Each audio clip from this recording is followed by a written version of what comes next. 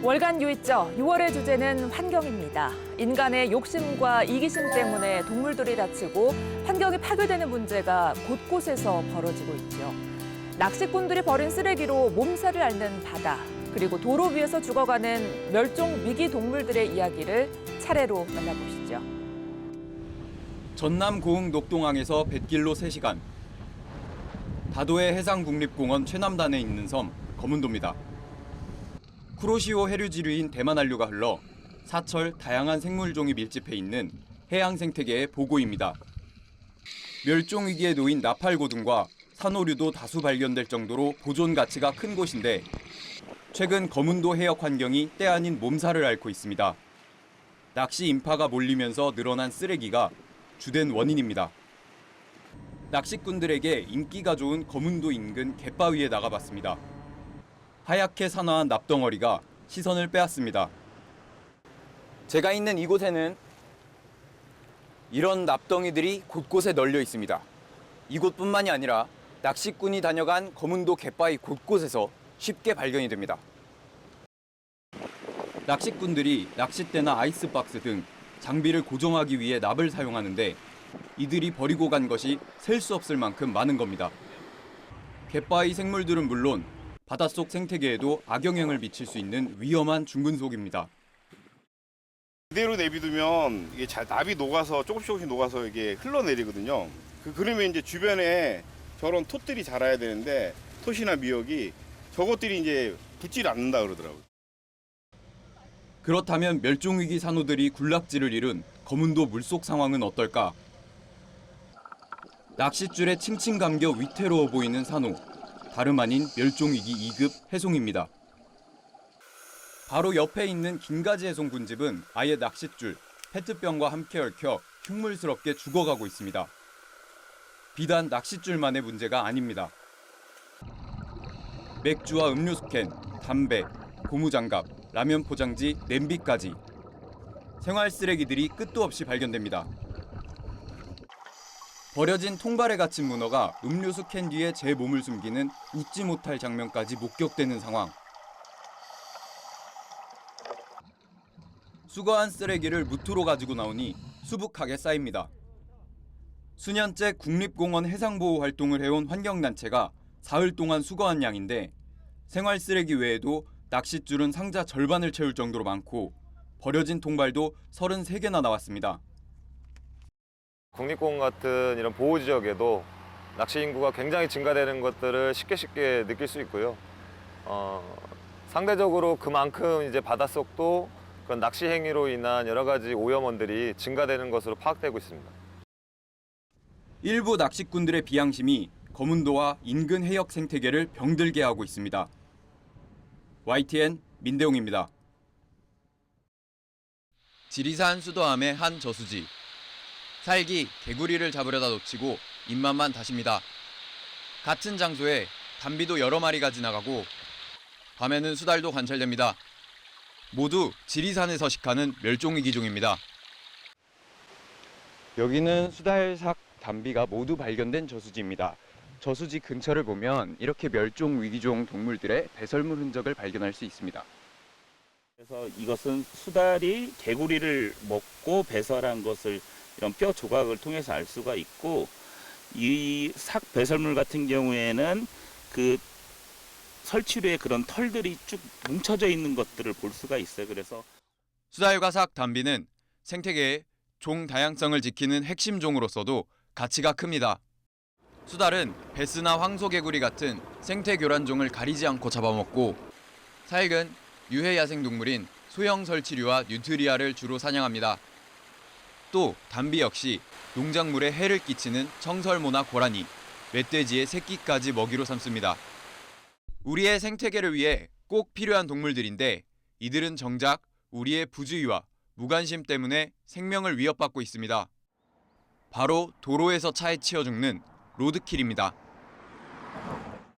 제가 나와 있는 이곳은 고흥과 군산을 연결하는 27번 국도입니다. 이 근방에서만 지난해와 올해 모두 8마리의 살기 차에 치여 죽었습니다. 산에서 먹이를 찾아 하천으로 이동하려면 이 도로를 건널 수밖에 없습니다.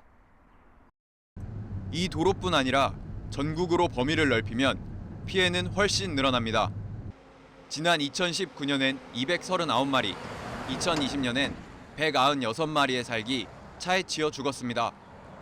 멸종위기종 가운데 가장 많은 숫자입니다. 같은 기간 수달은 149마리가 로드킬을 당했고 산속 깊은 곳에 서식하는 담비도 18마리가 차에 치여 죽었습니다. 공식 집계되지 않는 수까지 더하면 피해 동물 수는 이보다 훨씬 많다는 게 전문가들의 공통된 의견입니다. 문제는 도로의 생태 통로 등 이들을 보호하는 장치가 거의 없다는 점. 실제 앞서 언급한 27번 국도의 문제 구간도 생태 통로는커녕 유도 울타리나 야생동물 보호 표지판도 설치되지 않았습니다. 로드킬이 많이 발생되는 지역에 가보면은 대부분 그 유도 울타리나 주의 표지판, 생태 통로 등의 저감 시설이 설치가 되어 있지 않은 곳이 많이 있습니다.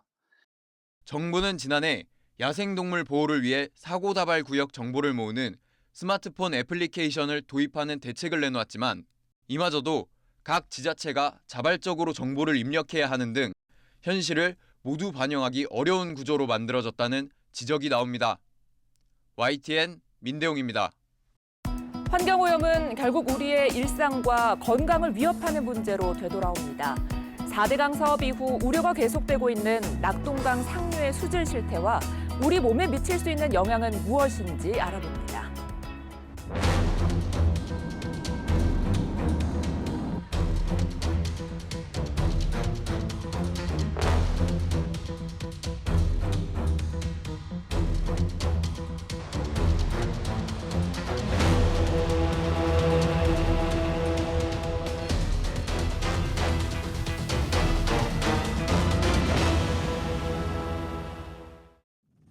지난 2012년 완공된 낙동강 상류 상주보입니다. 얼핏 깨끗한 강처럼 보이지만 가까이 가보면 상황이 다릅니다. 강의 가장자리에는 녹조가 밀려와 쌓여 있고 바닥에서는 악취를 풍기는 새카만 진흙이 나옵니다. 오염된 물에서 사는 벌레들도 발견됩니다. 강바닥을 살펴보기 위해 직접 물로 들어가 봤습니다. 이렇게 직접 흙을 퍼보면 사급수 이하에서 사는 실지렁이와 깔따구 유충 등이 눈으로도 확인됩니다. 낙동강 상류에서 사급수 지표정이 처음 발견된 건 지난 4월. 환경단체는 물길을 막는 보가 원인이라고 지목합니다. 과거에는 여기가 1급수 지역이었습니다. 그런데 지금은 4급수로 전락을 했다. 상주보의 정확한 오염 수치는 어떨까? 유리병 2개의 강물을 담아 꾸준하게 4대강 수질을 모니터하고 있는 부경대학교 이승준 교수 연구팀에 성분 분석을 의뢰했습니다. 가장 심각한 건 질소 함유량. 녹조를 유발하는 대표적인 성분인데 두 병에서 각각 리터당 1.972와 2.021mg이 나와 환경부 기준으로 매우 나쁨을 훌쩍 넘었습니다. 이는 리터당 0.072와 0.067mg으로 약간 나쁨 수준, 또 물의 오염 정도를 나타내는 화학적 산소 요구량 COD도 각각 리터당 6.2, 6.8mg으로 약간 나쁨에 해당하는 수치가 나왔습니다. 매우 나쁨은 물고기가 아예 살 수 없는 물, 또 약간 나쁨은 농업용수 또는 고도의 정수 처리 뒤 공업용수로 사용이 가능한 물로 생활용수 사용은 어렵습니다. 전날 비가 온 것을 고려해도 지금 현재 하천의 물 상태가 매우 오염됐다는 걸 볼 수 있고요. 또 차후 녹조 발생이나 여러 가지 환경 오염이 우려되는 상황입니다. 낙동강의 상류 지역까지 오염이 확인된 상황에서 당장 문제는 수상 레저 활동입니다. 이 정도의 수질에선 단순 접촉만으로도 피부병의 원인이 될 수 있다고 일부 전문가들은 경고하고 있습니다. 녹조가 에어로졸 형태로 몸에 흡수될 수도 있고, 그리고 만약에 수상 활동하다가 물에 빠질 수 있잖아요. 그러면은 피부를 통해서도 그 독성 물질이 인체에 흡수된다는 연구 결과들이 많습니다.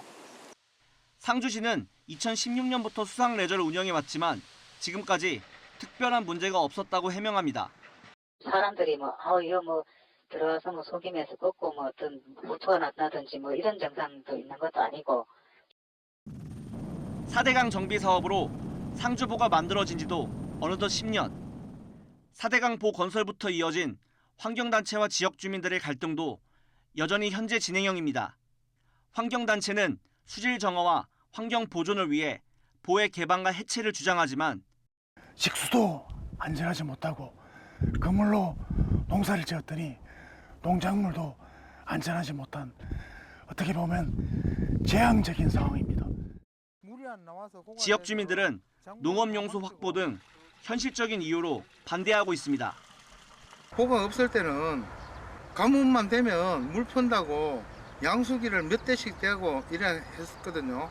그런데 지금은 지하수가 물 수위가 높이 차 있기 때문에 간정의 물도 흔하게 나오고.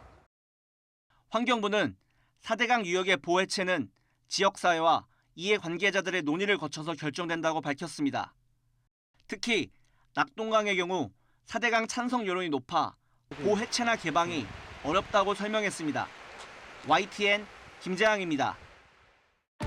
환경을 위해 우리가 할 수 있는 일은 없을까요? 무엇보다 시민 개개인의 노력과 실천이 중요한 페트병 분리수거의 문제점을 짚어봤고, 이어서 자라나는 우리 아이들에게 환경 이슈의 중요성을 알리고 있는 학교 선생님을 만나봤습니다. 서울 서대문구의 한 주택가. 투명 페트병이 다른 플라스틱과 뒤섞여 버려져 있습니다.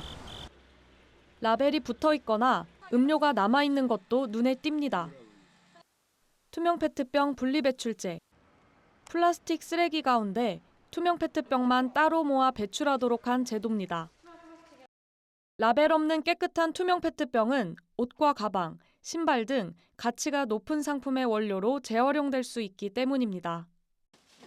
300세대 이상 공동주택을 대상으로 우선 제도를 시행했던 정부는 지난해 12월부터 모든 주택으로 대상을 넓혔습니다. 하지만 현장에선 여전히 혼란이 많습니다.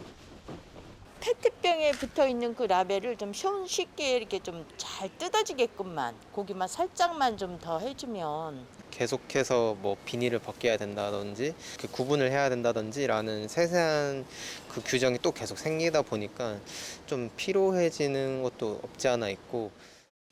분리배출이 제대로 이뤄지지 않는 이유인데 수거 과정도 문제입니다. 일부 시민들이 애써 투명 페트병을 분리해도 수거 과정에서 한 대 뒤섞이는 일이 다반사로 벌어집니다.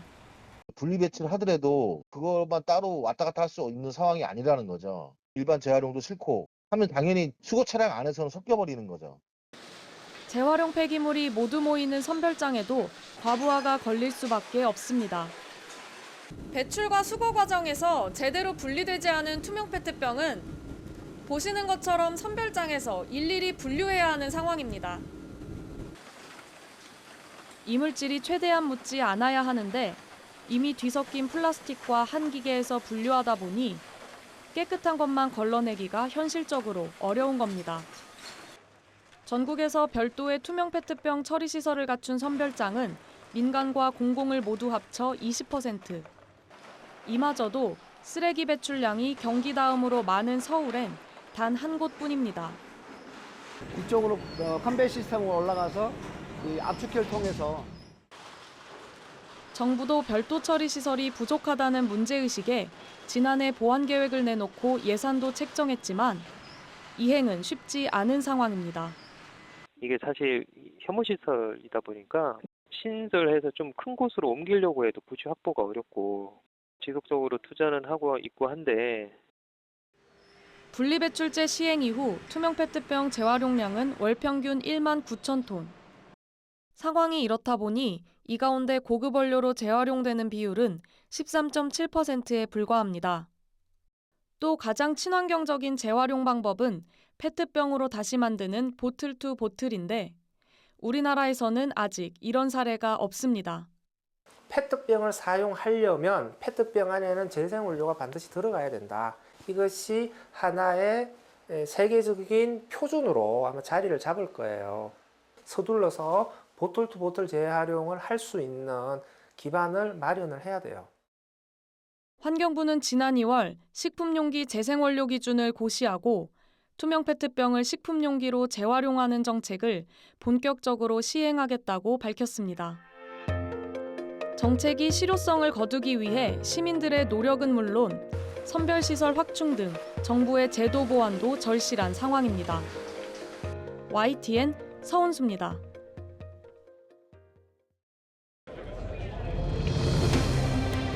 The eyes of all future generations are upon you.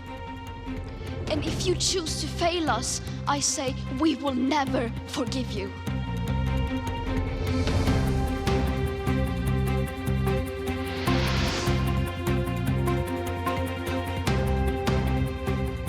지금 현재 이탈리아에서는 초중고등학교 일주일에 1시간씩의 기후환경 수업을 하고요. 학교마다 한 명씩의 기후환경 교사가 있어요. 호주에서는요, 이미 중학교, 고등학교 환경이 필수 과목인데 고등학교에는 환경융합이라고 하는 과목을 별도로 또 만들었어요. 필수로 이수해야 되고요.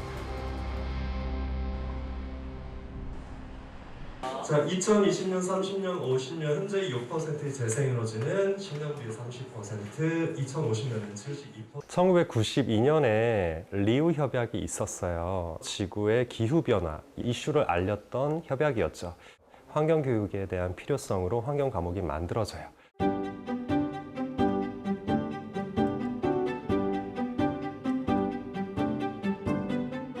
정규 과목이 아니다 보니까 선택받지 못하고 있고 선택하기도 힘든 현실이기도 하고요.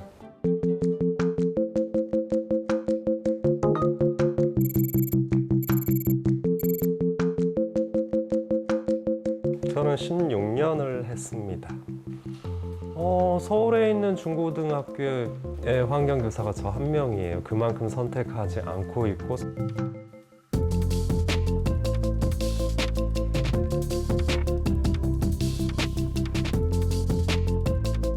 환경교사 모임 분석으로는 현재 환경교사는 전국에 35명 정도가 있어요. 굉장히 작은 소수가 저희가 근무하고 있는데요. 환경교육이라고 하게 되면 사실은 생물다양성, 자원과 에너지, 기후위기, 지속가능성, 그리고 행동과 실천 이 모든 것을 포함하고 있는 지구 생태 시민을 교육하고 있는 과목이에요. 그런데 정규 과목이 아니다 보니까 저희의 아쉬움으로 남고 있습니다.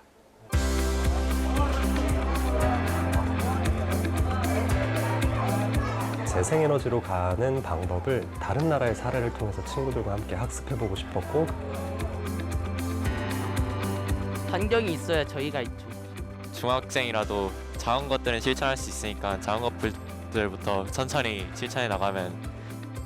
그래서 이 친구들이 비어있는 방에 전등을 끄고 부모님이 안 쓰는 전자제품의 플러그를 뽑아요. 그리고 왜 우리가 에너지를 절약해야 되는지 다시 한번 부모님께 절약을 설명한다고 하거든요. 환경이 있어야 우리도 살고 그러니까 뭐 앞으로 더 나은 미래를 만들기 위해서 저희 미래에 관련된 문제여가지고 공부한다고 생각합니다. 내 주변에서 환경 문제나 또는 어떤 환경 쟁점이 생겼을 때 그게 나의 문제로 받아들이고 내가 어떻게 해결해야 하는 것인가에 대한 융합적인 사고가 될 수 있기를 바란 마음에서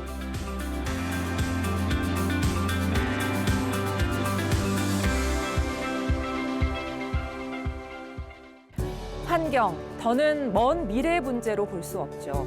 우리 모두 겪고 있고 또 미래에 심각한 문제가 예상되는 만큼 해결을 위한 노력이 절실한 시점입니다.